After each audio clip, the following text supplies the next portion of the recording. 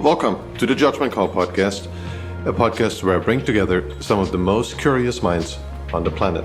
Risk takers, adventurers, travelers, investors, entrepreneurs, and simply mind-bogglers. To find all episodes of this show, simply go to Spotify, iTunes, or YouTube, or go to our website, judgmentcallpodcast.com. If you like this show, please consider leaving a review on iTunes or subscribe to us on YouTube. This episode of the Judgment Call podcast is sponsored by Mighty Travels Premium. Full disclosure, this is my business. What we do at Mighty Travels Premium is to find the airfare deals that you really want. Thousands of subscribers have saved up to 95% in their airfare. Those include $150 round-trip tickets to Hawaii from many cities in the US, or $600 lie-flat tickets in business class from the US to Asia, or $100 business class lie-flat tickets from Africa round-trip all the way to Asia. In case you didn't know, about half the world is open for business again and accepts travelers. Most of those countries are in South America, Africa, and Eastern Europe.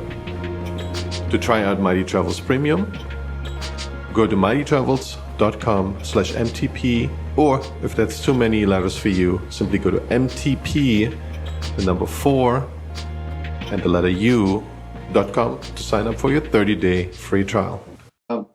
So Charles, I really appreciate you doing this, and thanks for taking the time to be on the podcast here. And we all heard quite a bit about you. You are often being quoted as the most traveled person in the world. And I know you also have another busy life. You have been a software executive. You've been involved in a couple of technology companies here in Silicon Valley. Give us a bit of a background. How did this all get started? How exciting it is to really be the most traveled person on Earth? Right. Well, we can get into the definition of most traveled, and whether anybody thinks I am or not, or whether I think I am or not. But yeah, I certainly have traveled a lot, and I do love to travel. You're catching me at a kind of strange time because it's the pandemic, and we're just slowly coming out of it here. Like, I might be able to get a vaccination starting April 1st, and I just haven't been traveling as much the last year. But anyway, to answer your question, when I was young, I didn't have very many means of travel. My family has never been travelers, and so I used to dream of places, and I loved maps, and I would just study road atlases and pretend that I was driving different places. I wondered what they looked like. I began to collect stamps, and stamps, besides being pretty, they have the names of all these different places on that you had never heard of. So not only we look them up on a map, but you can see on the stamp that it belonged. Some of these obscure places belonged to other countries, and so this whole idea of colonization, and then you might see a place that had like the Queen of England on the stamp at one point, and then it was stamped over by a German words in another time, and then it went back to Queen of England, or just different changes, because stamps started around 1850. So that was kind of a lot of history that you just absorb by sort of looking at them and collecting them. And also, I think I have sort of a collector mentality. I would collect baseball cards, or I would collect stamps, and you try and fill in all the different gaps in the book of stamps or coins, as the case may be. But so all of those things, without being able to travel, meant that I think I wanted to a bit more. And so when I was a bit older and I had the chance to travel, every little opportunity and every experience opened up new horizons for me, and they were so pleasurable that I just kind of wanted to do more and more. So it's kind of the more access I got, the more I did, and the more I did, the more I wanted to do. Even that said, I'll just kind of take it one stage further. So I was still kind of normal guy, 50 countries, or I didn't even know how many countries. I wasn't counting. But I decided to take a year off when I first got married. Not a year off, but a year abroad, and it was for languages. So I decided one of the things I wanted to do after I'd been working so hard on this internet company. We went public in 1998, and then I had the chance to sort of retire, or at least take the time to travel around. And I decided, let's take a year abroad with my new wife.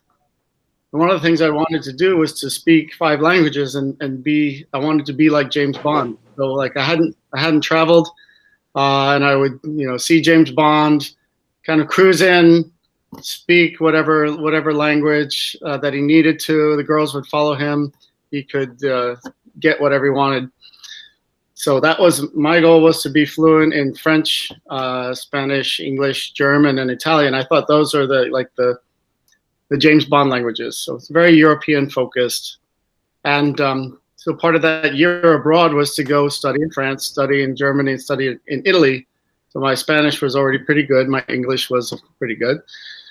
So that kind of got things started. So we set that up. I was going to live for 3 months in Munich and in Paris and in Rome. And along the way, I discovered around the world tickets. And so around the world tickets like put me into a frenzy because I realized you could get so many different flights for the price, and you could do it in first class for the price of economy, or less than the price of economy, if you would just solve the problem a little bit better and work on it and continue to optimize.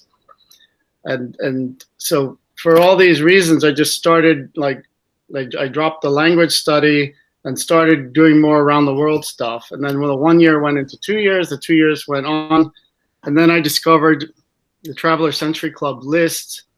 And after that, it was all about counting and trying to get to the new places off the list, a more complete list, and rather than just saying, oh, we've not been to Machu Picchu, let's try and do that. If I've not seen the Great Wall of China, let's try and do that. So kind of a long-winded answer, but it started with geographical interests as a kid and collecting and not being able to travel. And then when, the more travel experience I got, the more I wanted to do it.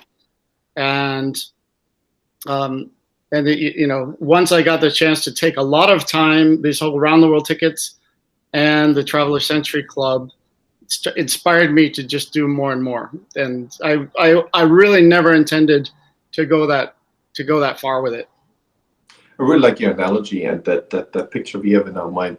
And I think that's amazingly honest. I think a lot of people wouldn't mention it, but I think the James Bond movies must have contributed a lot to the global travel demand. I can say that for myself, and I know a lot of my buddies have the same impression. It doesn't mean you turn around and go travel to 193 countries, but you definitely think, oh, there is something there, right? There is this idea of the well-traveled person that travels in style, that has a certain character and charisma. And you can do all this without traveling, but it seems like travel and just a simple exposure to new things and to other cultures and to other places, it definitely contributes. And it's there's a moment that I always remember. It's equally silly. It's very Hollywood inspired. It's something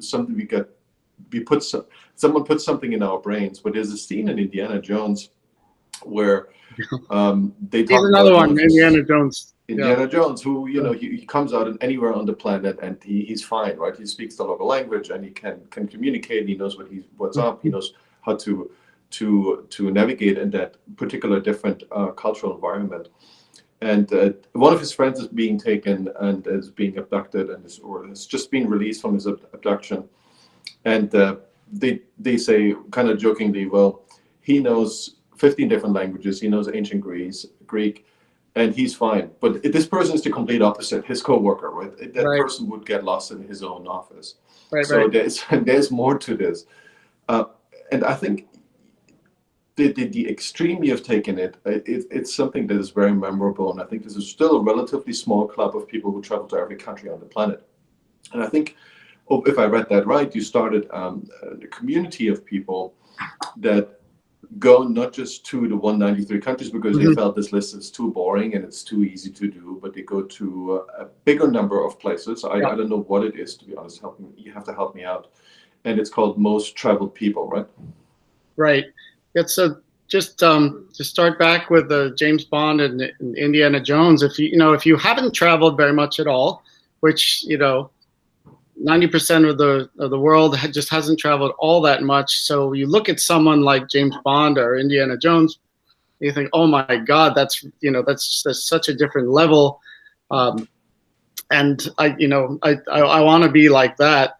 And then, the more you go, the more you realize that it's kind of just, it's a character, first of all. And you realize that once you've been somewhere, then, there's this dopamine or adrenaline rush of being in a new place that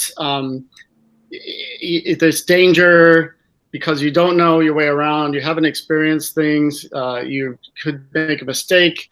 And so when you come back to somewhere, you completely feel differently because you know your way, and you feel like you want to guide others, right?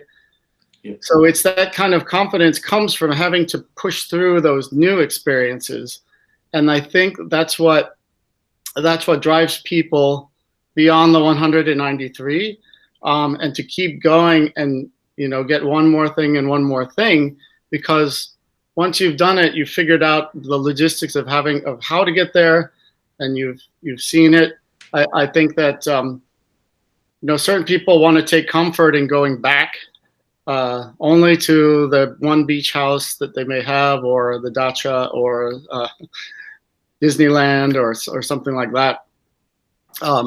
And other people, I take comfort in going back to places, but I just have a wider variety of places that I feel comfortable going back to now. Yeah. So it's this escapism what you described. I think over the years that's been really important to me too. I had this. For me, I must say, it was a bit like escaping a potential depression. And the way it works for me, my mental model is I tell myself, well, for whatever reason, I'm not happy here. But this might just be that moment. That might be, it could be a relationship. That could be the particular place in that second because I don't like the noise on the street. So whatever it is, it doesn't have to be a big thing. But what helps me is this escapism, and I think this has become really mainstream, is that I can picture myself in a different environment. I know there is a better environment for me out there. So if it gets really bad, instead of being really depressed, I can go to the place that really makes me happy. And this is often, I don't even have to go there. Like the actual travel is great, and I would do it in a heartbeat, but it's not required. It's this, okay, I know a place where I'll be fine. I know a place where I'll be comfortable. Yeah. It's been like a religious theme, so to speak. It's this could be a place, heaven, when people talk about that in Christianity, but in other religions, there's always this place where you're close to God, close where you're comfortable. And I'm not saying that these places are actually different. They're different to me, though. I feel comfortable there. I feel at peace for a certain amount of time. I probably can't exist there for more than a couple of weeks or a couple of months. And that escapism really helped me to reduce my own anxiety, to see the world in a much more relaxed way than I would otherwise do. And I kept adding places to my list. And sometimes I went back and then I'm like, well, this place actually, I misjudged it. It's pretty terrible. But for me, this constant juggling around places where I could feel comfortable has really improved my life. It's made a huge difference. Yeah, and so the bigger your database, or the bigger your repertoire of locations that you can think about, the stronger or the easier it would be for you to escape and imagine different things. It's funny you mentioned, the travel part is okay, but just thinking about it is sometimes even more pleasurable. So for a lot of people, just planning the trip takes more time, or they spend more time, and is just as pleasurable, if not more so, than the actual travel, because it's in your imagination, right? So you don't really think through the jet lag. If you're going someplace, you just think, oh well, it's at this many hours and I'll arrive at this time. You don't you don't think through, oh, it's going to be raining. You think so everything's going right when you're planning, and so it's, and especially you're researching someplace new and you're trying to choose, different sites around that region or that city that you're going to, thinking of restaurants, thinking of whatever you may think of. It's kind of a limitless palette, and you may only have 3 days, 4 days, 5 days. I would say that there's also people that like to just put their self in the hands of a guide and get to see everything that way and not have to deal with potential translation problems or whatever it may be. And there's some people that really want to do it themselves. I want to break through the barriers myself. I don't like being restricted by having, or I can't afford a guide. But it's that, how much of the ownership you have on this, on the planning part of it. I myself, I think one of the big lessons about travel that I've learned over the years is, it's really fun to plan out like a really detailed itinerary and agenda, and try and fit things in and work it out so it's like a Tetris where everything fits. But reality is going to get in the way. It will be raining, or your baggage didn't show up, or there's no transport, or people are on strike, whatever it may be. There's going to be things that throw you off. So what I say is to plan that way as if every minute is filled, but then be mentally prepared to just throw that out the window. And the fact that you really studied so hard before, you will make better decisions on the ground, right? Because if you just put yourself in the hands of a guide, or if you only had one set agenda, and it rains, for example, then what are you going to do? Stand in the rain or lose a day? You can actually move things around and enjoy yourself much better if you the more that you research. I mean, you're never going to research so much as if you live there, but you can, the more you do. It's the beautiful thing about travel. The more you put in, the more you'll get out of it, and the research is actually pleasurable because you have this escapist quality. So why not always dream about going to new places? Yeah, no, I'm fully with you, and they say the best laid plans, they don't survive the best. But with travel, and I fully agree with you. It's the preparation. It can be as much fun, and I think a lot of people had their plans canceled this year, but they still have that joy of looking at new places. That's kind of the only thing we have this year for a lot of people.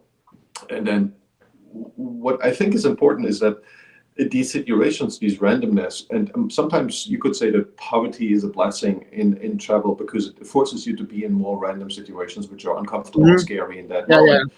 But they create more, and I learned this from Boris. We talked a lot about how far should you plan and how much tech should you bring and how much are you in the tourist route because you only want to go to the best places. And I looked at the app that you published with the most traveled people, most traveled places, and I think there is an emphasis on, say, there's 2 places in Addis Ababa that you need to check out. So there's one restaurant, there's one hotel. I don't know how they got there. And then what I would do, I go to Foursquare and there's like 100 places, or say 50 places. I select my top 10 and I go through them and happy. And then what the problem I talked about with Boris is a bit, he says, that is your first problem. You should never do that, because what you should do is you should allow for enough randomness and serendipity. You should talk to locals. You should, even if they don't know, you will know things between the lines, and it will tell you more about the country, even if you don't speak the language, even if there's lots of barriers in between. This randomness is for him, at least what travel is about. I travel differently, right? But I wanted to learn from him. He said, if you go fully technology free, it looks really scary, but at some point it becomes more memorable. It's a more deeper experience. I don't know if you can share the same thing, or I don't know how you prepare for a new trip. Yeah, so we got a lot of things in there. First of all, Boris Kester, that you've had on your show. He's a great guy, and I believe I've only traveled with him a few times, and it was in a group, but like we're Facebook friends, and so what I see is he's doing a lot of hiking, for example, and and he's moving around in some pretty remote places, and so on Most Traveled People, two of the categories of things that we have are restaurants and hotels, but those are like the most expensive ones, and so that's a completely different style from what Boris is doing, but it's a completely different audience. And the logic there is that there are certain people who do collect those things, and for monetization, that's probably the audience that you would rather have than just the backpackers of the world who wouldn't be getting so many expensive things. So that's kind of just a separate rationale for having these couple of lists.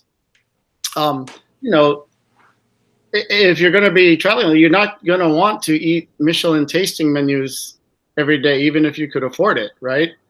But these are lifetime endeavors, right? So it's Most Traveled People is more about how many parts of the world have you covered, and it's in your lifetime. So it's not like in 1 week, what do you do?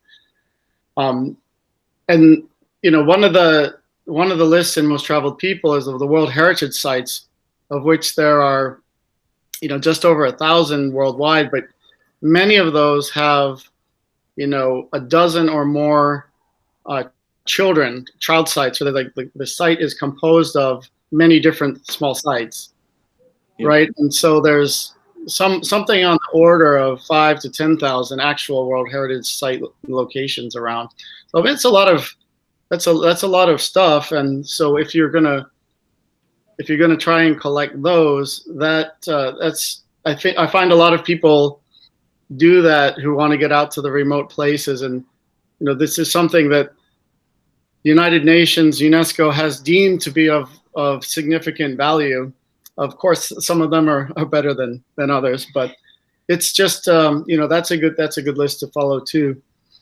In terms of preparation for a trip, I try and bring as little as possible, because you can get what you need most anywhere. Like, for example, if I'm going to a different climate, unless it's sort of like a polar expedition where you really need to have your gear all set, or if you're going to be going on these massive hikes, I have my one hip replaced, and the second hip needs to be replaced. So the massive hikes have not been happening for me in particular.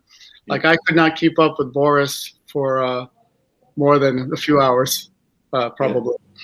But so I don't need to bring so much gear. Like, if I'm going swimming, I want a swimsuit. And if it's going to be, if it's going to be cold, I'm going to bring a coat. I get the simplest kind of suitcase, as long as it's going to fit in the carry-on. I have my prescription drugs and things that you can't get anywhere else. But otherwise, I just feel like you can buy it there. And in fact, that's part of the fun. One of the best like little adventures is, I need to find some shaving cream or toothpaste or something. So let's go to the local market. Let's figure out what's going on around here, and we'll spend the morning trying to pick up the essentials and live like a local. To have these kind of errands is a lot of times a better activity for learning about that area than having a guide take you to a viewpoint. Yeah, absolutely. I fully agree with you. I went with just my laptop bag. So just what I was wearing in my laptop bag and one warm coat. I went on a 4-week trip around the world, went to the tropics, went to really cold -10-degree weather. I did exactly that. So literally I had my laptop and my phone, I had chargers and nothing else. And it was really cheap. It was without any big drama. I did a little bit of prep, of course, but it was much easier than I thought. Usually I have at least a carry-on where basically I'm covered for all climate zones. On that trip I wasn't, and I enjoyed it as much, if not more. I kind of look back and thought, man, they gave me an extra step of freedom. Right. I didn't have to worry about anything that I had to lug around. I don't have to go from the airport and store my luggage. I just go wherever I want, and I don't have any luggage with me. When you talk about, No, I was just going to say, about the clothing. If I mean, think about the 19th century and some English guy going into Africa and wearing this like safari suit. Okay, that's sort of like, imposing what you think ought to be worn into that place, and you have to go out of your way to find it. And I don't like spending too much money at places like North Face, where it's all super expensive. But if you have any doubts or you wonder what people are wearing there, and you don't know what the climate's going to be like, well, make that your first stop. Like go and just pick up some cheap local clothing. It's probably going to be a lot cheaper. Like pair of shorts that I wear the most is $8. Was $8 at a Taiwanese night market. Yeah. Yeah. I feel like wear them. You probably could have gotten it for half the price. No, yeah. I'm absolutely. You mentioned the World Heritage sites, and from what I know, again, correct me if that's not correct anymore. You've been to 9,000 places, right? So I don't know how these places are defined, but it sounded like a massive list. So have you been to all the World Heritage? Are you saying 9,000 on the World Heritage list? No, 9,000 in your ranking, right? From what you use for most travel people. No, it's not around 900. It's 900. 900. Okay, sorry about that. It's just under 1,000. Yeah. Added a digit there. What does that mean? So when we think about the World Heritage sites, you said there's about 1,000 out there. You've been to 90% of them? No, for me, no. World Heritage. So that we have different lists. So so MTP is a breakdown of the world regions. Let's just take a step back, because you talked about the UN countries, of which there are 193. And that's kind of a easy categorization for people to start with. But pretty quickly you realize that doesn't really have as much color as the real world, and it starts to break down pretty quickly when you think of Greenland with Denmark, or my first experience with that personally was I was 19 years old, and I was able to stop in French Polynesia on the way to Australia. I had a semester in Australia, and so French Polynesia is an overseas territory of France. It's exactly the opposite side of the world, and I think at that time I had never been to Paris. So do you count that as something? Because I went to Tahiti, does that mean I never have to go to Paris and I say that I've been to France? It's sort of it seems easily hackable. Like it seems like, and I was chatting with Boris about that. There seems to be a bunch of people who literally just go for the passport stamp and they don't even stay a night. So the 193 became an endeavor you can do in 6 months if you have free flights. Yeah, well, that's a whole nother topic we get to. Okay. Right now, I'm trying to get to what is the MTP 995 composed of. So we'll start with a 193, and you realize that it starts to break down when you think of Puerto Rico, French Polynesia, Greenland, and so as I was starting and people were asking me how many countries I had been to, I was on one of my first around the world trips, and I thought I didn't know, and then I started counting, and I thought, well, Tahiti should be something different, right? Someone should make a list. And that's when I discovered the Traveler Century Club list. So that is a club based in the United States, which has around 325 or so items. And so that goes into a bit more detail, like Greenland's a separate thing. And French Polynesia split into 2 or 3 parts. And so I started following that and realized, wow, I have a long way to go. And so that was kind of the next step. And as I did more and more of that, I was going to complete that. I realized that Guinness had been maintaining a separate list.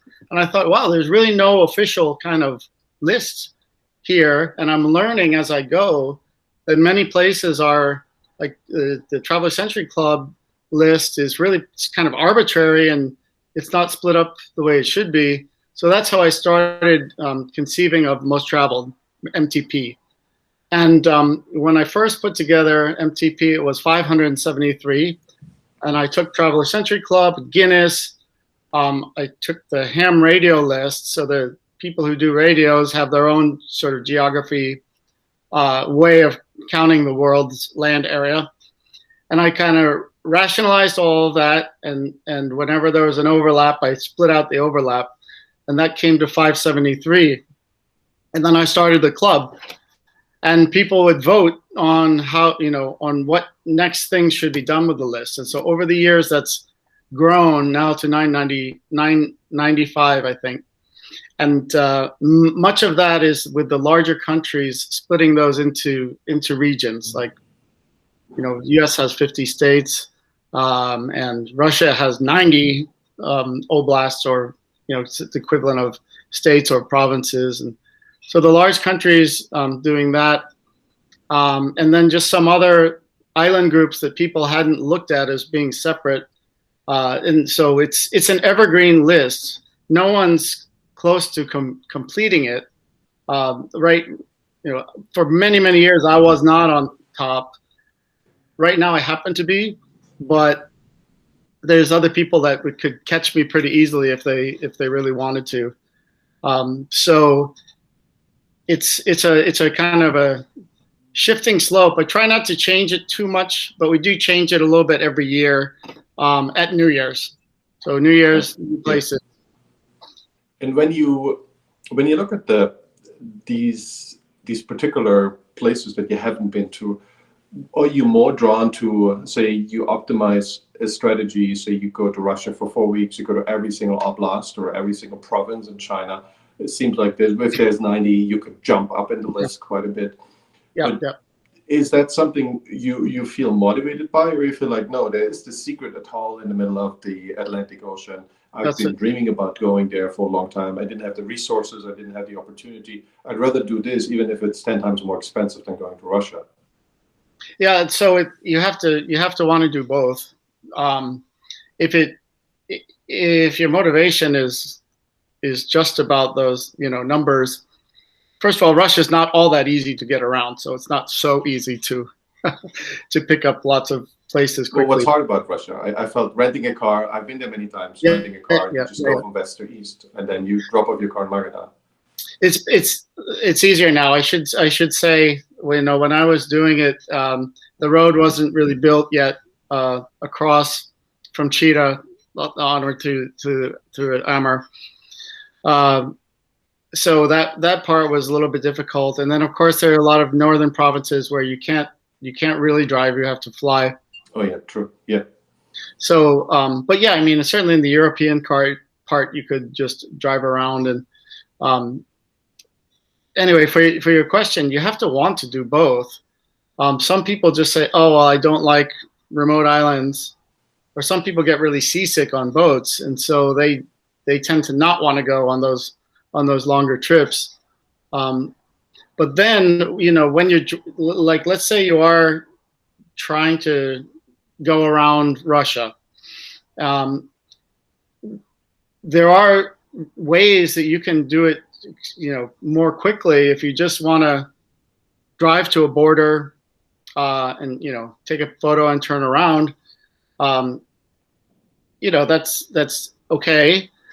But it's better, and I've learned over the years, it's just better to just stop and do more. And the more you stop and stay, the more you meet people, the better experience that you're going to have. and fonder memory. So it's a lot of times it's just how much time do you have? But I mean, for Russia, I don't think it would be possible to just stay there for 4 months and cover the whole thing. Or at least I wouldn't want to do it that way. It's sort of like you have to you break it down into maybe 10 oblasts and take a trip, or like whatever you can do in the summertime when you have the time. So Russia for me, I was focused on trying to cover every place, but it came over the course of like six different trips of like really driving around or flying, or a couple of times it was just hanging out in Moscow. And there's all the Arctic islands I don't have. I spent 2 days waiting for a helicopter to try to go to the Kuril Islands, and it was in Kamchatka, and fog never lifted. Now, of course, there's an airport there that has, the highest level of landing systems. So the transport is much more regular now. But still, that Kuril Islands are outstanding for me. But you have to have the motivation to want to go everywhere. There's been tales about you, and I want to run them by you, and I'm not sure if they are even true. So there is this tale that you've been going on a trip with apparently a newborn at home, and then you've been taking off for a 60-day trip, probably was planned way ahead, to a remote island, a 60 days round trip. I don't know if this is even true, but those are tales being told about you. Is that something you've done? And that seems like some extreme dedication to the cause. Yeah, it's actually worse than that. For Bouvet Island, I really I have to say most of my actual travel I was doing full time was before I had kids. So you're talking about my first child born in 2003, next one 2005, and then 2008. So I was really trying to push before the end of 2003, and try and finish the TCC and the Guinness. So Bouvet Island is a really difficult place. It's the most remote island in the world, most remote piece of land in the world, and it's way in the middle of the South Atlantic, and there's just like hardly any way to get there. It's not on the way to anything. So when the opportunity came up, it had been many years in the making, and it kind of came out of the blue, where a guy from South Africa called me and said, basically I have the chance, we can take you on our Antarctic research vessel. We're going to be leaving in 5 days or something. So at that time, my first child was just a month or two old, and and I had to talk seriously to my wife about it, and she supported me, and so that was like a really special circumstance. And we were 72 days at sea, so the whole thing was like 70, 75 or 80 days of being gone. And it wasn't just Bouvet we wound up being able to visit. Bouvet was in the first 5 days, so 5 days sailing out of Cape Town, and we were able to land. Norway owns Bouvet, and so they had to change out a weather station, and by weather station, just like this little ball size of a bowling ball with antennas and stuff. So they had to put a new one down and tie it with strong cables so it won't blow away. And the South Africans had to pick up some rubbish that was there from the last time 3 years ago that anyone had set foot on there. So I was able to go on the helicopter, but after that, there's no like exit ramp from that trip. And so I spent Christmas and New Year's with the crew. They were bringing all the South Africans down to their summer base, to the Sinai base, where they have like 4 weeks of spending the summer doing their experiments that they plan all year for, and then switching out the crew. and bringing them home. So while they were doing that on the base, we on the ship were going all the way across the South Atlantic, and we landed on the most remote island of South Sandwich, which is South Thule, which turns out to have been involved in the Falklands War. We were stuck in ice for 2 weeks during that time. So there's a lot of stuff going on, but there wasn't any way just to say, hey, can you let me off here and I'll go home. So yeah. It was definitely the longest that I've been at sea, and it happened to be right when my daughter was first born. Yeah, well, these additional details make it a much more reasonable trip, right? But that's not what you assume when you first hear it, right? When you hear, it's like Twitter and a long form conversation, right? There's a lot to it. There's just a couple things you just made me think of when we're coming back. So we've been in very cold climate for a long time and out of civilization. So in coming back when it was like the day before we were going to hit Cape Town, it started getting a little bit warmer, and we were going to see Cape Town on the horizon. So I was stood up on deck, and I just kept standing there looking, and I got sunburnt. Like I got so sunburnt that my skin, the next 3 days, my skin peeled off. I had to go to like a salon to have them peel the skin off and put some stuff on my face. But that was one thing. And then the next thing was like, when you're gone from civilization for so long, like I would stand there at an ATM because you're using barter system on the boat, or maybe you had a credit card number or something. But to go to an ATM and just like put your card in and have money come out, have people walking all around you, it seemed so crazy and strange and foreign. I felt like a caveman or something. It was extremely unique for anyone who hasn't been gone so long from society. It was pretty freaky, actually. I can imagine. Do you have the opportunity to take your children now on your trips, now that they are probably a little older? Do you travel with them? Do you feel that's something important you want to share with them?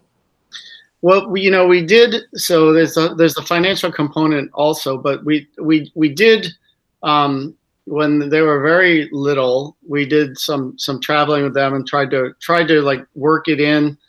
After that, we divorced and have 3 kids, and money got to be a lot tighter. So it hasn't. I would love to, but it hasn't really been as possible. I try to bring the kids at least to the East Coast of the United States, where I grew up, once a year in the summer, so that they can see that side of the family, and also, understand that there's different things than California out there. But one thing I learned with small children is they don't really remember too much about the travel. Like they had been to south of France, and they just don't remember anything. You have to tell them that they were there, and they don't really start to appreciate until maybe 14 years old or so. So they're just getting to that age. And so for this Christmas, I promised at least my 2 girls to take them where they wanted to go, and they decided they want to go to Europe and go to Dubai. So we're just waiting for the COVID openings, when they will allow us in to be able to do that trip. So there's finances, but also just the kids should really be old enough to really appreciate it. Otherwise, it's a lot. I think you'll have both. I took my children to probably 40-50 different countries by now, and we did trips when they were quite little, like 2 years old, and we kept doing it. I'd say 2 or 3 months every year. Right. That I've been on the road with them, and what happened is, I fully agree. Yes, they forget a lot. 90% of the early memories, they don't exist anymore. But I think there's an intrinsic comfort to be in a different environment, and they make their own little maps where they've been, and so they have the map, and then they do the markers, and we keep repeating this. So they're 13 now, so they're twins, so they know quite a bit. And we haven't been traveling for plenty of reasons the last 2 years as much, but they really miss it. Before they were like, oh, no, we don't want to go on another trip. Please stop. We want to stay home and play with our toys. And I'm like, no, we have to go Right. take some toys. And I was always cruel. And now all I can hear, and I think there is a certain relationship they've built with this idea of travel. They have all their places, they have their map, and they know where they want to go. They say they kind of plan the trips that we all should together, or that I should take. And I think I'm really proud of that, right? So it's really something that I nurtured, and I wasn't sure what would happen. I'm like, will they remember? Will anything come out of it? And I feel there is something left. But it might be that by the time they turn 18 and they're like, travel is the worst ever, we never want to do it again. I kind of doubt that, but it could be. Yeah, I've heard it go both ways. No, so let me just say that's fantastic. If I could have done things that way, I probably would have. But it just wasn't that wasn't the way things went for me. Yeah. And the kids, they do have some small memories of. We used to go to Tofino in Canada on Vancouver Island every year, and they see pictures and they have little vague memories. Went to a place in Fiji one year, and they remember that. And they do want to. They want to go. I think they're going to get a lot more out of it now. And if I could have done it your way, I would have. And they would be better travelers now, I think. Yeah. When we talk about places that you felt out of your experience, they were quite surprising in a positive way. So when we encounter new places, we have a certain set of expectations, realistic or not. We go there, and then sometimes it's a big letdown, and sometimes it's for a variety of reasons. We feel this is a really positive surprise. I think for a lot of travelers, and I include myself into this for the most part, there is the idea of you have friendly locals, you have an environment that's relatively safe, it's good food, it's pretty affordable, you don't feel like you're being ripped off all the time. That really constitutes often something that is more positive. But again, our expectations play a big role. Yeah. When I'll ask you, what would you feel like is your top 5 of these positive surprises? What would you tell me? Wow. Well, let me just say first that marketing plays a big role in marketing, word of mouth, Instagram now, in terms of what people think they want, in terms of where they think they want to go if they haven't traveled all that much. And usually the positive surprises come when you just don't have any opinion whatsoever. And then you say, hey, this is actually something that was really good. Or it could just be your own particular experience that you found someone really nice in some town somewhere and got to eat a dinner at their house or whatever it may be, that you had a particularly good experience. So it's hard to absolutely predict. But you and I were chatting earlier, and you had mentioned, Thailand, for example, that people would have a set of expectations about what Thailand is like. Usually when you have one of those that's heavily marketed, like just look nearby to something that's like that, like Myanmar has many regions which are undiscovered for tourists, and things are cheaper, it's not as overrun, and you can have some equally good or more authentic experiences right next door, and probably you're gonna enjoy more because it's not as crowded, or you just didn't have that expectation. So I think probably I had more anticipation than other people. But just to give a top 5, I'd say Lebanon jumps to mind, because most people don't think of Lebanon as, they think of it more in terms of negative things that happen in being near Syria and having Iranian influence, but just the hospitality and the cuisine, the scenery, like just such the nicest people, and so that's a surprise. and for that matter, Iran. For Americans, people think that you just think of the Ayatollah and you think of people being kidnapped, but the hospitality there and the cultural diversity is world class. South America, I think that I think people are going more and more to Bolivia, but Bolivia to me was a really nice surprise compared to Peru, where if you go to Machu Picchu, it's usually pretty crowded. And so that's an example of things that were really heavily marketed that you have expectations about. But I mean, actually, like I just went to Cajamarca in the middle of Peru. Like last year, right before the lockdown, I was going to some parts of Ecuador and Peru and Bolivia that I hadn't been before. And almost every place was more enjoyable than what I expected or where I had been before, because it was all kind of undiscovered, authentic. Part of that was expectations. Part of that is maybe that I'm a little better at traveling now than I was before when I went nearby. And part of it's just because it's off the beaten track. And people, you come there and people are like, whoa, look, you're not from here.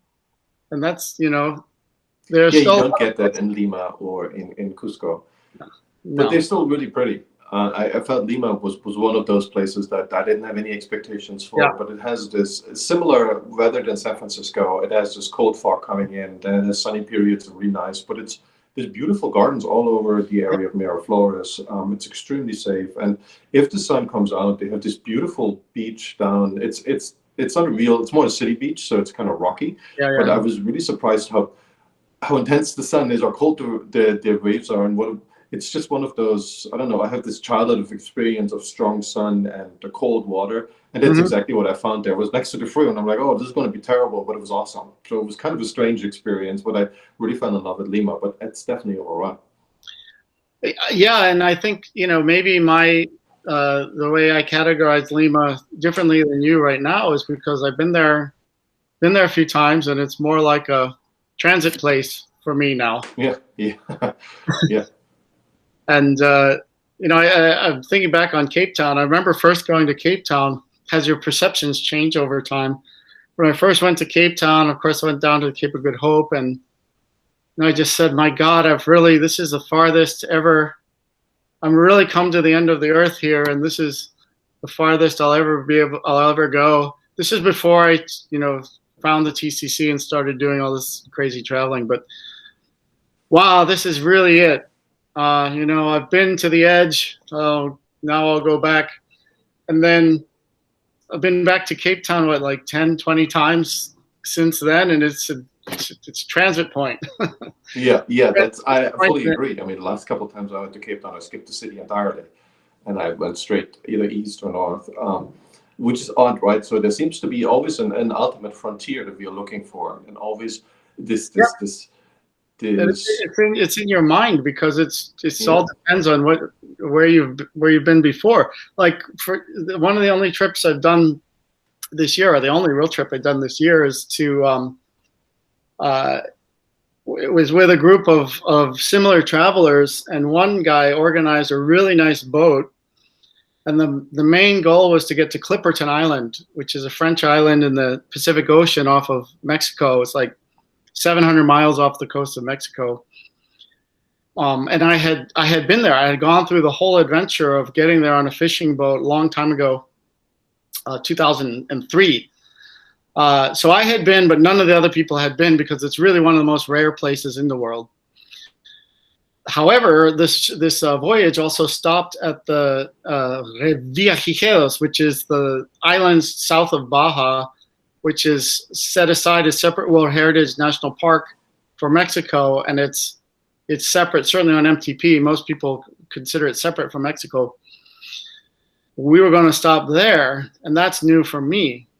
So as we came to Clipperton, I was, well, it's Clipperton. I've been there, and it wasn't so much of enormous deal for me. I was like pointing things out to all the other people. It was, yeah, of course I want to land, and it has changed over the years. So it's something also that you notice. But how you think about places really has a lot to do whether you've been there before. As I had said, this is one of the most rare places in the world. Everyone's like flipping out. It's a lifetime achievement, and I'm thinking, yeah, well, okay, it's fine. Well, the jadedness of frequent travelers is definitely a problem, right? So we see that. I remember, for instance, my first international first-class trip. I was so excited I couldn't contain myself, and I had no idea what was going on, right? I expected economy service, but it was quite different. And I find myself in a similar position, a couple of years later, say 5 years later, and there was, I don't know what it was, someone didn't give me the champagne after 2 minutes after I sat down, and I was bitching about it, right? So it's weird what happens in your mind about something that, from every point of view, the people who look at you, you're the same person, right? You're maybe a little older, but you're the same box, I would say, for better or worse, they put you in. But for you, the experience is completely different because of that set of expectations, a set of prior experiences you built. And that's quite devilish, and then it brings out this certain arrogance. And I think this happened to a lot just before COVID, that people, when I travel to places, and I have a good mix between, that are heavily traveled, heavily touristed, and then they're pretty empty. But I felt the crowd that was really annoyed about that trip, that wasn't excited at all, that basically complained about the most little things out there, that had no patience for when the internet was slow, that was just basically in the Instagram world, much less over the place that they've been. They didn't appreciate it. These people always were a share of tourism, right? So this is nothing new. But it seemed like they suddenly constituted 90% of whoever goes there. Yeah. So something strange was going on. So this dark side of tourism had really taken over, and that's kind of, for a lot of people now, COVID obviously is this reset where they basically all restrained. It's this asceticism. We don't travel anymore because it's dangerous. Maybe it is, and that's obviously a personal decision. But a lot of these people are relatively young, right, in their 20s or 30s, so the risk of COVID is relatively small. How did that happen, or what did COVID change for you? It is this whole crisis, this reset where we are forced to stay home, where you look at your own walls. Has it changed anything, or are you the same person as a year ago? Yeah, I mean, well, for me, it's I'm busy building the website, and my kids are 13, 15, 17 now. So, it feels like I can't really go the way I want to. And it's been that way for a couple of years now. So I don't feel like COVID is all that much different. I did have to shut things down completely for a while, but I don't feel like I miss it as much as, because I feel like beforehand I was really doing a lot of travel, and I feel sort of satisfied. Well, that being said, one of the reasons I wanted to take my two girls this year is because when Europe opens, it's going to be, not deserted, but it's going to be an ability to see places without. I like how you say when, not if. Yeah, and probably in the summertime when I've avoided for the last 20 years because it's just more and more overrun. I'm sorry to interrupt, but I went to Crete last October, which is always kind of a late season. To where? And to Crete, the Greek island. Crete. Crete. And I felt it was almost strangely calm. Like I was still in the tourist town, but there were no other tourists. Everything was closed. Literally, there was no other shops open. I mean, the locals went about their business. Nothing had really changed there. Right.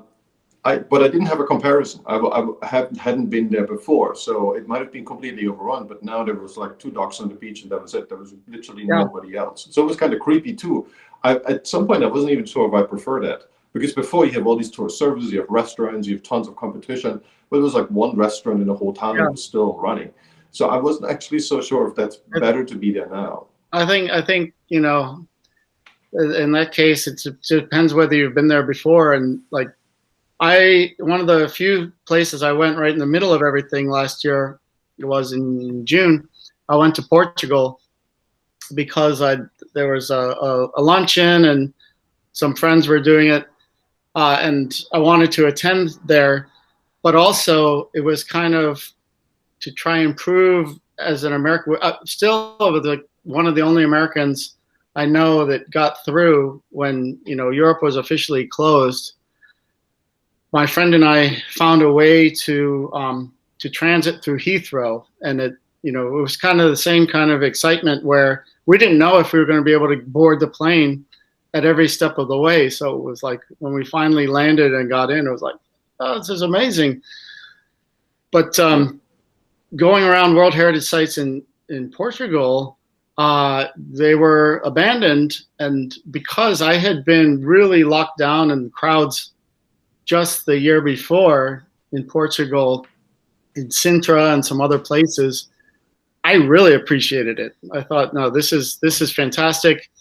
Can get whatever groceries you need. If restaurant is serving takeaway, whatever, I will take it a million times versus being it feels like Disney World in some of these places, especially in June. So on your situation in Crete, I would say probably you were lucky there. I did want to say also just regarding the sort of dark side and Instagrammers and so on. There's a time in my life for up until, let's say, 2 years ago, and I had a girlfriend who's a lot younger, and one of the reasons that we were together for about 6-7 years, and one of the reasons that we were together for so long and that I wanted to be with her was because the first time that we traveled together, she was so enthusiastic and bright-eyed to see something new, and was like running around taking pictures and just very fun and articulate and beautiful and all those other things. But the traveling together, it made me realize that if we went together, we could go to a place like Machu Picchu or wherever it may be, some place that I'd already been, but it felt new to me because I was seeing it through her eyes. Like Cape Town, we went and climbed up Table Mountain and did all these other things, and it gave me a reason to want to plan out a trip, see how places have changed, but do it really in a fresh way. So it's definitely possible to get that new point of view, and maybe that would be the same thing going with kids, right? To an extent, I can fully see that, and I think what I've realized, the motivations of why I travel have changed slightly. Certainly, it's more additive; they haven't been replaced. But for a while, I thought of myself as a pretty decent photographer. So I went to people, and I prefer to go to places where I find the right setup for my photography. I'm not that interested in it anymore, in so much into great photography anymore. That's tough. Before that, you need to, a lot of times you need to get up pretty early to catch the light or hang around. Exactly. So there was you look at things completely differently. And then I had these I talked about it on a different podcast. A friend of mine, whenever we went to a new place, he would look out for synagogues. So he had his Jewish heritage angle. That was the most important thing when he traveled. Yeah. So he went to the synagogue, even if there was just one person left. We would go there. Usually it was almost abandoned, or it was more. Sometimes they were beautiful and brand new. But there was a particular angle he looked at, and that was kind of his motivation to see how these places changed over time, or when he's been there before, or just see how this Jewish heritage has survived over the years. And I think if you add these motivations, these layers of why you go, that kind of makes it so interesting, because you go back to the same place. Otherwise, it would be jaded if you look through the same prism. But if you added a couple of new prisms, say you were suddenly very interested in education and you go to a couple of schools, or you go to orphanages, or suddenly you become interested in macroeconomics and you Yeah. kind of survey all the roads, or you become interested in animals and look at the zoos. I think there's tons of stuff you can add, but the jadedness are often compared to what teenagers suffer from, because they suffer from being extremely bored, right? So they're 13 and 14, 15. They spend their life with the fear of being even more bored. That's what they tell me. We don't want to be bored, right? Who said that? My children. Oh, okay. Many teenagers, not necessarily when we travel, but it sets in even when we travel. Yeah. But it's the wrong abstraction layer. So what I'm trying to say is we look at certain things and say, oh, we know all this already. That's kind of me being in first class and being an idiot. Instead of looking at it from a different way, where I look slightly below in that abstraction layer and find something that's new, something I'm curious about. And that's kind of a mental exercise that's tough to do. And I sometimes, I'm not sure, and I think you're way ahead of me there, but a lot of people with their travel, they strive for this, they strive for new experience. But what they find is just a weird reflection of their own in a different place. And then travel doesn't work anymore, right? So they become jaded, they become unhappy, disappointed with their travel experiences. Yeah, no, there's the kind of people that it's like a very American breakfast dish to have pancakes, and like some places in the world they catch on, but they do it because it was an American cuisine. And like I know people who travel and they're like, why can't I just want to have some pancakes? They try and take their same routine and put it in a different place, and that just doesn't work for me. The whole joy is in figuring out a different routine, trying it if you like it or not. I was just listening to your story about interests and in gaining new experiences. Like it could be through seeing it from a younger person's eyes, but maybe I would guess that you actually became more interested and excited about getting to a new synagogue because your friend was excited about it. Oh, yeah. I mean, maybe you had the interest before or not, but I was never really religious until a couple of years ago. That's a new thing for me. But when you're with someone and you're traveling, you're like, sometimes you're like, oh, look, if we press harder, we could get to this other synagogue before nightfall. You start getting into the same interest as they are, and you never ever would have thought that way before. Yeah, I mean, for a while, I think for one summer, I went pretty much all over France just looking at churches. And I became an expert in architecture and like every little glass detail. But because my girlfriend was interested in that, but I had no idea really. I mean, I knew what was taught in school and that was it. But I got really good at this and I found it really fascinating, but it never lasted. So, I mean, I forgot all about that. So I think it's this if we become a mirror of ourselves, and I think this escapism works for a short while, but it's not helping if we don't add another layer to, like a vertical or horizontal layer, depending on how you want to look at this, where we can find new experiences wherever, because it seems like you and me too, we're kind of addicted to this new experience, something we learned, something we felt surprisingly safe, surprisingly satisfied with what we see. And it needs to be a slight differential to what we expect and what we're used to. Yeah, I mean, travel is the only answer. That's what I'm trying to get at. Right. Yeah, and doing it in a new way, whether it's along a different dimension or just a geographic dimension. I mean, I think part of it for me is conquering that new experience, having that uncertainty and being able to break through. That gives me a feeling of accomplishment, and then to have the capability to describe it to other people and be the expert, that feeds my ego like a position of power. I have the knowledge, firsthand knowledge, and then that's just always nice to be able to talk about it. So it's kind of acquiring. It's just like getting wealthy on experiences, and then and then feeling powerful because you can then talk to anybody about it. I mean, one of my favorite things is to get into a taxi, let's say in New York City or someplace that has a really diverse population, and then guessing where the person is from just by the way they look or by the name, and then being able to talk to them about their hometown. And they're usually extremely surprised. And like I remember getting a free rental car because I was the first person this guy running the rental car agency had ever met that knew where Sierra Leone was and had been there, and could talk to him about it. It's like, here, Yeah. take the car for free. It's just a great feeling to be able to have that kind of connection, and you only get that if you're really interested in how everything fits together, and you know, want to see the patterns of immigration, the patterns of you know, how people live, why two cultures live near each other, may fight each other, or why they may have migrated in a different direction.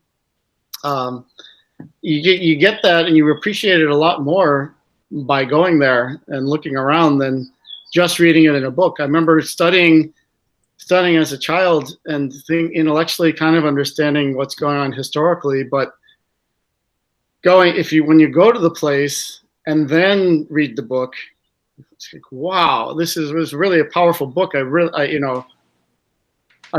wish that I had been more careful of a student when I was younger, because this is really great stuff. Yeah. Have you been inspired by other books that other travelers have written? So for me, a great inspiration was Jim Rogers, right? His travels around the world and the economic perspective that he brought to the table. I thought it was marvelous. I've never read anything like it at the time, and I probably still remember it as one of my best books I've ever read on the topic. What would you quote, or larger collections of experiences that are maybe outside of popular culture? We covered James Bond earlier, Indiana Jones. Right. I would add the Blacklist to this. You know, James Spader, he kind of plays a similar character, a little more wise, a little less flashy. What else would you feel like you've been inspired by? First of all, Jim Rogers. So I was reading his first two books are really, really, really good, and so then I would I read his other books too. But I got the chance to meet him at I forget how we first got in touch, but he was showing off his car. The first time we met personally was he was showing off his car in Monterey at the Monterey Car Show in California. You know, the yellow car that he used, the Mercedes that was raised up, that he used to drive. The one from his book? Yeah, so he wrote the motorcycle book first. Yeah. Then he wrote the car. The trailer. Yeah. The Mercedes yellow that he went with his wife, and he spent like a whole chapter describing why he had that, you know, he chose that colors and why he had that built that way. So he was showing off that car. So I invited him to dinner, and we went, three of us with my wife to dinner, and she said he was trying to rub her leg under the table. And so he's like a flirtatious guy.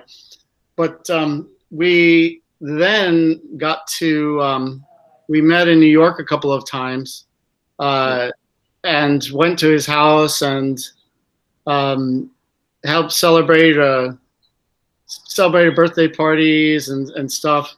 I remember this one situation where I forget why, but I wound up in possession of his Jim Rogers, like a baby rattle, you know, a little silver thing that when you shake it, it makes noise. Mm-hmm. Little toy. And he gave me something, and maybe it was inside or whatever. And I remember we were going to be leaving, and his wife like frantically chasing us down. If you're holding Jim Rogers' baby rattle. He's a special kind of person. He's a unique dude. Yeah.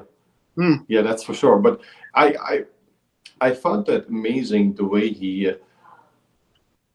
it's kind of a modern tale that you expect only happens on TV, but it actually happened, right? He actually did that. And it's maybe I've forgotten this. I have to reread it.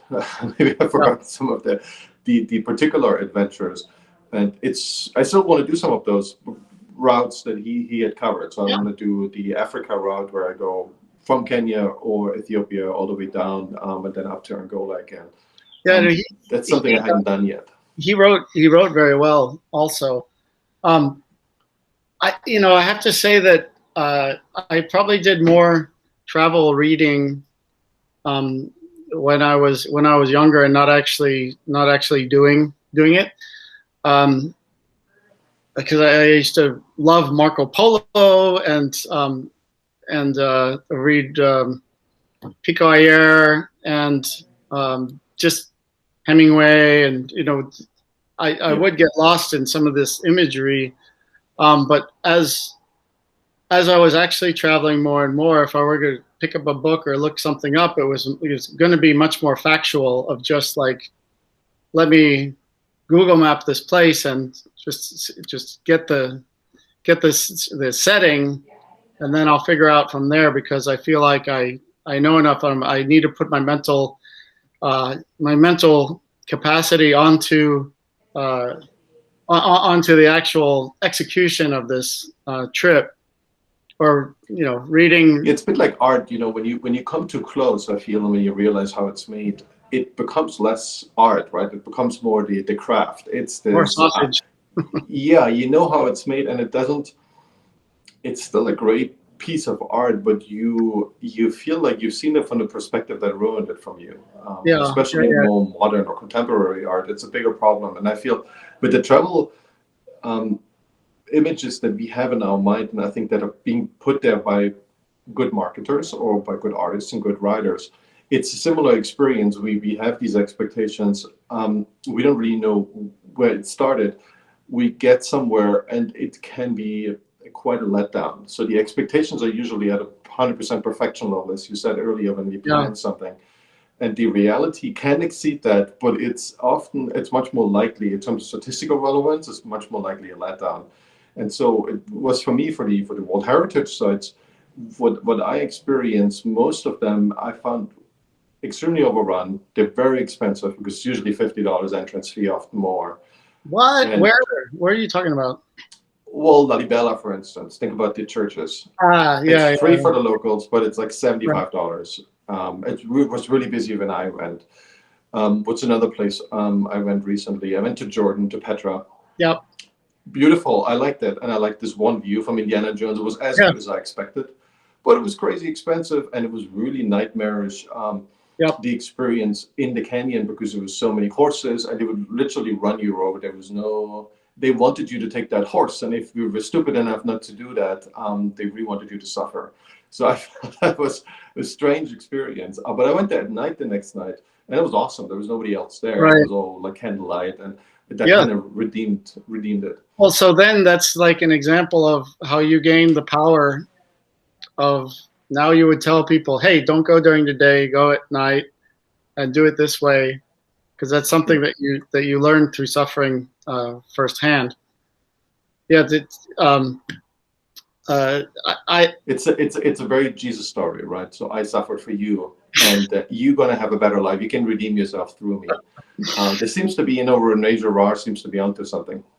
Yeah, I didn't see myself that way. I just like. But obviously not in that overarching theme, right? But as a little Jesus, as a little tiny problem solver. So, right, I'm not don't want to compare any of us to. That's right. What would little Jesus do? Exactly, he would suffer for us.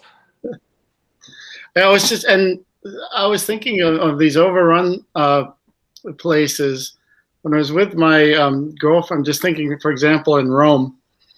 So she had been subject to all the marketing, and this wasn't even in midsummer. It was like I tried to go in off season. It was pretty like third week of September or so, and we did a lot of Italy, and we did some amazing things. Like I put together a lot of my knowledge to get this amazing trip together for 2 weeks. Really jam-packed, because we were working at the time, so you had to really use your time wisely. But to go through Rome, like I would just skip Rome, but she says, no, I have to see the Roman Colosseum. And I'm like, okay, this is really, really important. So I'm like, I found a way to, to get close and be able to park without, to get her very close. I'm like, okay, go ahead. And she said, well, you're coming with me, right? I said, no, I'm not, because I've been inside of there. Look at the crowds. It's going to be worse. And you just want to go to get your photo and your selfie inside. And so I'm going to stay and watch the car. And, first she thought that I was overreacting or something, but she went and, came back after half an hour and like hair like this. And, oh my God, that was terrible. I had to try and make my way through all these like Chinese and Japanese tour groups. It's so hot. It's so crowded. It's not even worth it. I wouldn't do it again. And I was like sitting, reading the news on my phone or something in an air-conditioned car, or with the breeze open through the windows, and very comfortable. I'm like, yeah, told you. But so sometimes you just there is a limit to tourism, and it's probably a natural limit, but there is this dark side, and I think it's kind of a responsibility that we have as explorers, so to speak. You way more than I am, but it's a responsibility to kind of, I don't know, to educate or to come up with better models so that places are ready to deal with this. And I think European capitals had that really bad in 2019 because of lots of discount airlines. They had enormous fear actually before the summer for the crowds that will ruin the city for the locals. But to an extent that you wait 6-7 hours. I was in Paris, and that was at New Year's. It was kind of cold. And I forgot what the site was. It wasn't an important museum. And I got there and they said, yeah, it's a 6 or 7 hour wait. I'm like, well, what do you mean by that? That's the line. And you couldn't even make reservations before. Maybe some online tickets, but most of the line that was waiting out there in the snow would have waited 6 hours for a middling museum. It wasn't the Louvre. Yeah.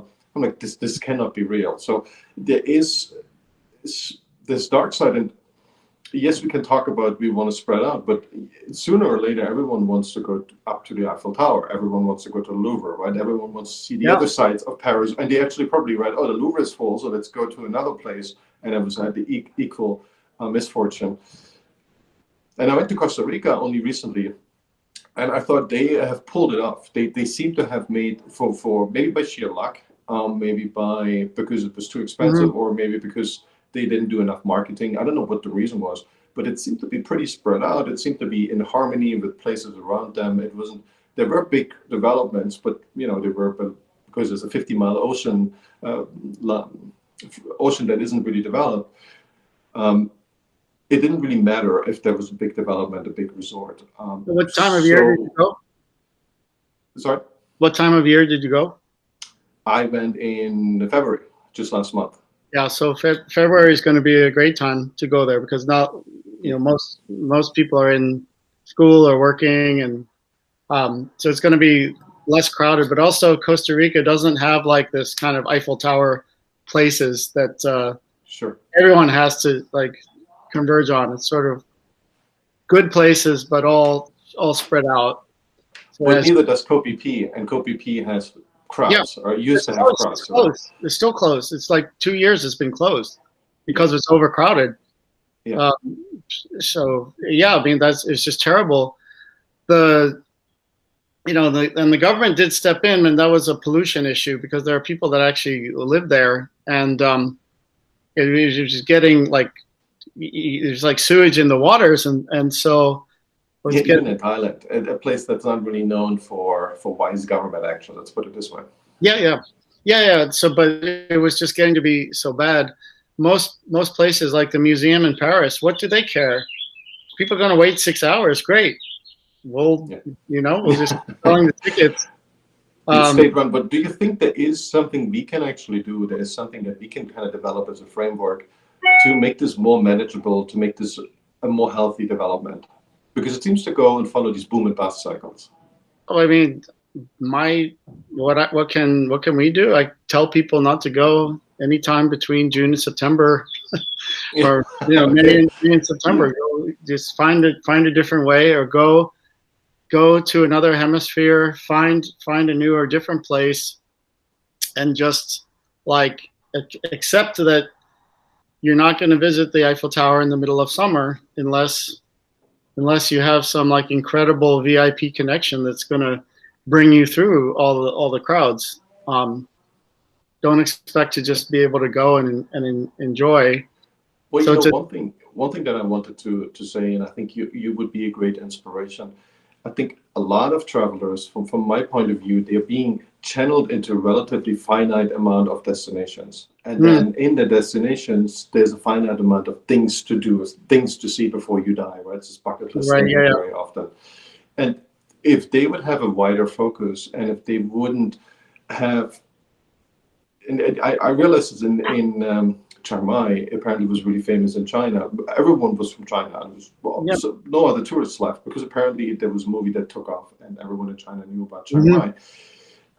If we would find a way to educate, but not in a boring way, but in an entertaining, adventurous way, if we tell people, well, what you're looking for is maybe in more places than just at the Colosseum or the Eiffel Tower, these crowds would disperse. That's what MTP is about. Like, if we don't mention Eiffel, maybe Eiffel Tower is a World Heritage Site, I don't know, but it's about giving people, and there's more than just the 193 even, there's so many different places. Here's a list that is giving you 1,000 new ideas about about where to go, and each one of them has something to offer, and 99% of the time you're not going to be so miserable if you just know how to handle yourself. Like, read the trip reports and make a decision based on that. But your horizons should be a lot wider. Like, 193 is not enough, and for me it was the TCC is even not enough. That there's so many more places, and then you can push people from being that, like, I can only go to where I've been marketed to the Boris Kester model of, like, don't expect anything. Exactly. Just bring your sleeping bag and your yoga mat. I mean, that's certainly the other end of that spectrum. One thing that I've noticed, and maybe that's always been true, so maybe I'm just looking at it the wrong way. I feel like what you know and what Boris knows, and other people who've been to lots of places, they're sharing their knowledge, and they're very open about sharing that knowledge. But somehow it hasn't gotten a lot of attention. Like, I think there is viral Instagram posts with millions of likes about this one really artificial image, say from a Greek beach. But we don't really see this from the extreme traveler community, or maybe it is. I haven't seen it. I think we're more busy doing than we are marketing. I think that they quote unquote there's not so many influencers that are on the top tier of travelers because they're trying to make a business, influencing, representing brands, representing tourism boards, whatever it may be, and so it's just like a different focus, and then by that influence, people are following that. So yeah, I mean, it'd be great, but the thing is, like, if you want to follow Boris Kester, I mean, you don't really want to follow every exact place that he's walking to, because then you'll have a million people following. It's like the. Well, you want to do a mix of both. Well, I mean, why not? I would start there, to be honest. He had some incredible guides about places I never heard of, in Africa. And he goes to like 20 different places in that country, and only has a trip report, like, it's relatively long for each particular place. It's amazing. I've never seen that before. And the data is available somewhere else, but not in such a clean compilation. I think that people have to have the attitude that they want to go somewhere else and not and have their own experience. And I think that probably they have to learn by having one or two times where they just get shoved into a crowd, and and learn that's what's happening right now. I was just about that topic. I was just in Tulum. People need to learn for themselves. Yeah, you're absolutely right. I was in Tulum, and you didn't really expect big crowds because it was still coronavirus. But the Mexican coast got a lot of people, so I kind of knew there would be some people. And we go to this outdoor site, this Mayan ruins at the water, and suddenly you didn't really see that coming. There were probably 10, 15,000 people. Nobody wears a mask there, and they just stormed through this place. It was really surreal. It was a really strange experience, and there was not a ton of crowds otherwise in Mexico, but right there, and they suddenly appeared, and they weren't tour groups or anything. I don't even know where they came from. Right now, it's lots of locals. But also, Tulum is an example of a place that's just completely transformed based on, it's like used to be for PP Island or Koh Tao, is like the underground of ravers that all want to converge in one place to party. And I remember going to Tulum in 2005, and it was pretty sleepy, like it was just being developed to the south, and it was amazing. It was fantastic. And so I always wanted to come back there, and I brought my girlfriend back there 2013, 2014. It was already pretty built up. And you could see the construction, and it was putting a strain on the sewage systems, because that's like a kind of narrow strip of very sandy land down there. But it was like all best fish tacos in the world, the most extreme yoga retreats, and you're just starting to hear more and more about that's where people are going to party. Like, oh yeah, of course they're spending New Year's in Tulum. And no more Cancun. Tulum is the new place to be. Like the Burning Man on the beach kind of thing almost. Yeah. And when it blows up like that, it's never going to be the way that it was. So I'm not surprised at all that even during coronavirus, you were getting, it's still Mexico's open, and so you're getting everyone trying to go to Tulum. We look at. It wasn't all crowded, but there's one place where I couldn't see that. I didn't see that coming. That there would be this massive crowd out of nowhere, and but absolutely, you're right. When you think about these places, like you just mentioned, Koh Tao, and there used to be Koh Phi Phi, and it seems to be something that keeps on wandering. So it's a moving target where this crowd congregates right now. What other places for you would come to mind that still have a bit of this original hipster feeling, so to speak? I may be not the best person to ask about what's cool right now. I know what felt that way at the time. But that is really driven by a lot by backpackers. So, Laos, like Luang Prabang was that way, and now it's getting a little bit too much. So people are going then to the secondary cities in Laos, But yeah, if you just get kind of on the backpacker circuit and you ask where people are going, that's like magnets, word of mouth, because they're going to, hook up and drink and smoke and do whatever else. And that's like real time information. And they're not following as much of the high end Instagram people, I don't think. Yeah, no, for sure. It's a different crowd.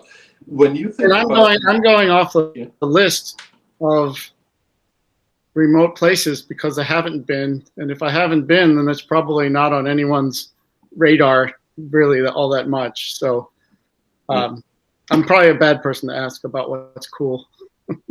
When you think about the next 20 years, where do you feel is travel going? Will we see hundreds of thousands of people chasing 193 countries? And I remember the list was really, really tiny 20 years ago, and now it's substantial. I think it's a few hundred people, maybe. It's accelerating too. Yeah, it's like 300, and but so many people are trying to do that now. So I think that I think that it's going to be, I think that's going to continue, and more people are going to be getting onto the larger lists. I definitely, there's more people pursuing extreme travel than ever before. The information is better than ever before.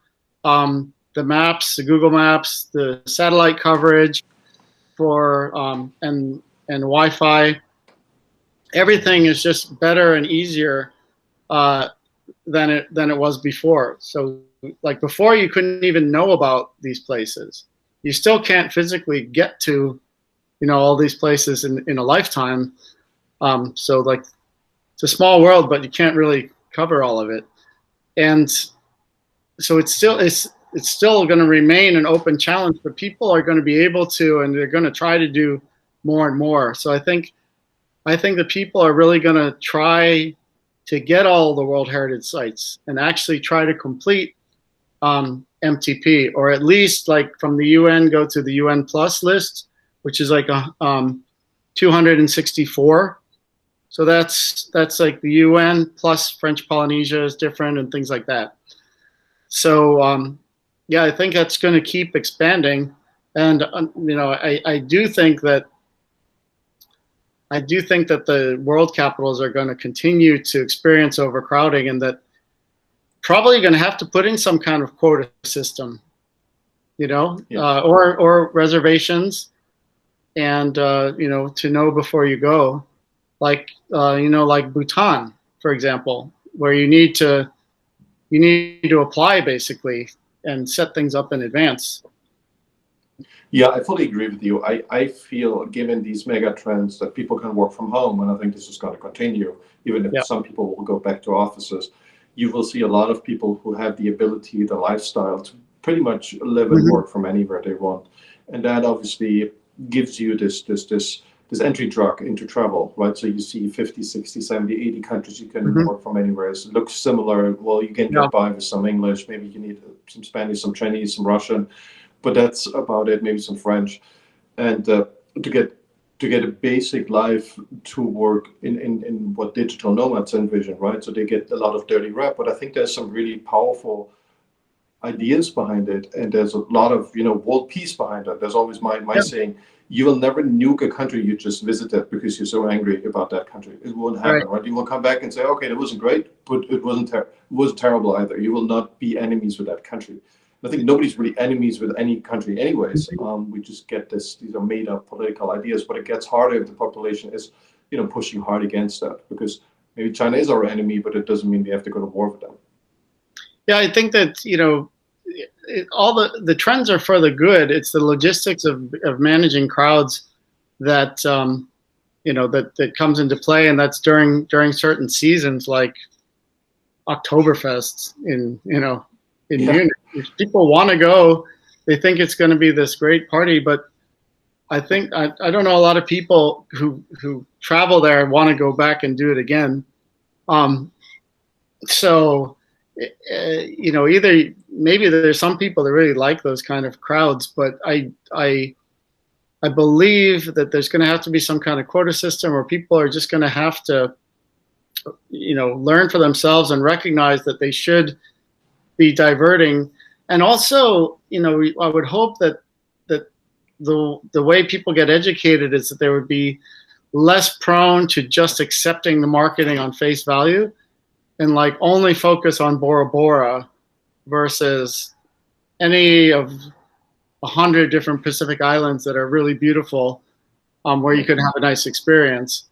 And also, trying to be open to learning like about the local culture, or just trying to experience in the shoes of a local person, as opposed to just trying to get that selfie, and that's something that's it's never going to go away. But I think that generationally, we are so much different than people were in the 1950s, for example, about our understanding of so many different places. And the only times that Americans were traveling was because they're in the military, and so they only saw things from that point of view. I think the world has come a really, really long way, and the fact that there are all these crowds is because it's accelerated so fast. So I don't see that changing. No one's going to be backing off of the same things that have gotten them thirsty for these experiences. They're going to want to find new and different ones. So hopefully it will kind of filter out and distribute a little bit better, and people will want to be doing their own thing and not just following the crowd. Yeah, I've heard from people who went to Hawaii over the last 12 months that it was pretty calm and it was difficult to get to, and then they instituted the coronavirus testing regime, and it's gotten a little easier. But now suddenly it's gotten really busy again. They say you have to wait like an hour at Starbucks, and it's like because there's still restrictions in place in terms of social distancing. It's gotten so crowded that it's like the most crowded in terms of impression it's ever given to them, like Waikiki, especially Honolulu, because that's an island you can actually go to relatively easily. I read. I haven't been recently, but I read that it's busy. I sincerely doubt that it's, as busy as it's ever been. I mean, it's just like relative to last year, it's relatively busy, and you do have these restrictions. So, and there's also some conflict because people are showing up from states where they're not required to wear a mask, and in Hawaii you're actually required to wear a mask. And so there's some conflict with enforcing that. If you just came from Idaho and you say, well, I'm from Idaho, we don't have to wear it, and you came on vacation and you think it's an affront to your personal freedom, and you think you're coming to Hawaii to relax, and they're making you wear a mask. So there's it's not as much of a paradise as people would hope. It's not empty, and they really do have the restrictions. There's some. Yeah, absolutely. That is going to remain a challenge. Well, Charles, I really thank you for taking the time. I learned so much. Thanks for taking us on this trip around the world, so to speak. Sure, Torsten. I mean, it's great to meet you, and I think it was kind of